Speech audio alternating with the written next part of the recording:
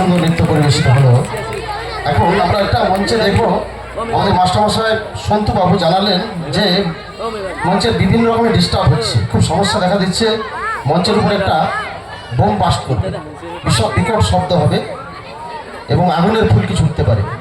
বিশেষ করে bomb bast হওয়া মানে আমি অনেকেই জানেন আমি বোম